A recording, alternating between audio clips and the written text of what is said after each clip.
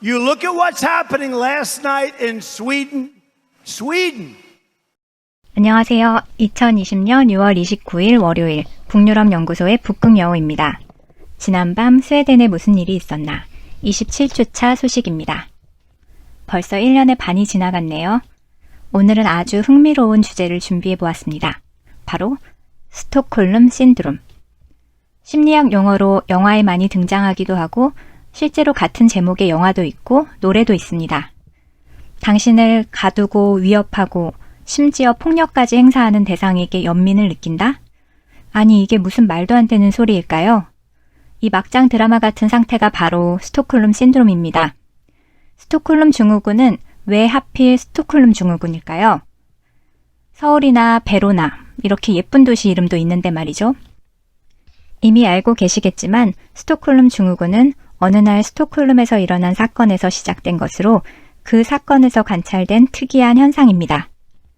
스톡홀름 증후군을 거슬러 올라가 보겠습니다. 때는 1973년 여름 8월 23일 스톡홀름의 중심부 왕의 정원 북쪽인 노르말름 스토리에 위치한 은행 크레딧 방켄에 강도가 들었습니다. 지금은 스톡홀름의 하이엔드 패션을 이끄는 아크네 스튜디오에 매장이 들어선 이곳이 바로 당시 사건의 현장이었던 크레딧 방켄이 있던 자리입니다. 당시 범인들은 은행 직원 4명을 인질로 잡고 습격 당일인 8월 23일부터 28일까지 총 6일 동안 경찰과 대치했습니다. 범인들은 요구를 들어주지 않으면 인질을 사살하겠다고 협박했습니다. 방탄조끼와 헬멧을 착용한 무장 경찰이 은행이 위치한 광장을 포위했습니다. 경찰과 강도가 인질을 사이에 두고 서로 총구를 겨누는 일촉즉발의 상황이었습니다. 거기에다 당시는 심지어 선거 기간이었습니다. 당시 총리였던 올로프 팔메는 모든 선거운동을 중단하고 사건 해결에 매달렸습니다.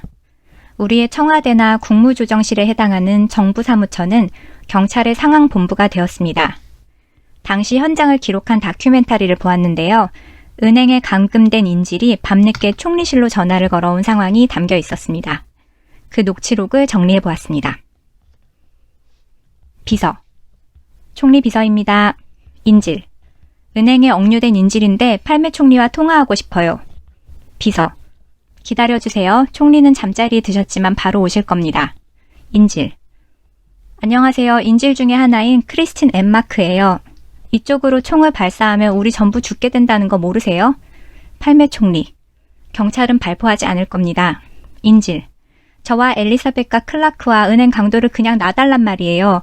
총과 권총 2정을 챙기게 한 후에 그냥 보내달라고요. 총리. 권총은 왜죠? 인질. 경찰과 싸워야죠. 총리. 경찰의 진압에 반대한다고요? 인질. 정말 짜증나게 하시네요. 불안하다고요.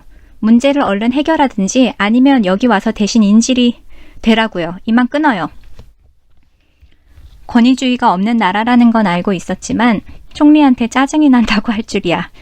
6일간의 대치 끝에 경찰은 결국 인질을 전원 구출했습니다. 하지만 강도들과 6일간 함께 있으면서 미운정이라도 싹 텄는지 인질들은 나중에 되려 자신들을 구하려는 경찰을 적대시하는 태도를 보였습니다. 사건 종료 후에도 강도들에게 불리한 증언은 하지 않았습니다.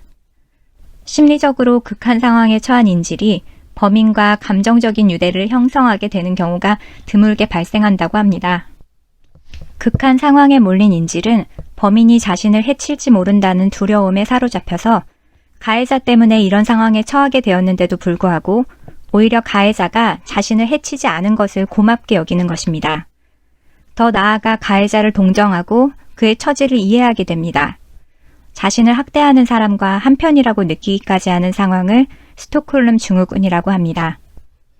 범죄 심리학자인 닐스 베예로트가 처음 명명하기로는 사건이 일어난 거리 이름을 따서 노르말름 스토리 신드롬이었습니다.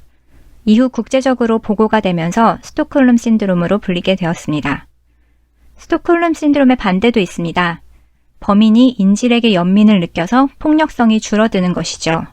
이건 리마 증후군이라고 하는데요. 리마는 페루의 수도니까 저는 다루지 않겠습니다.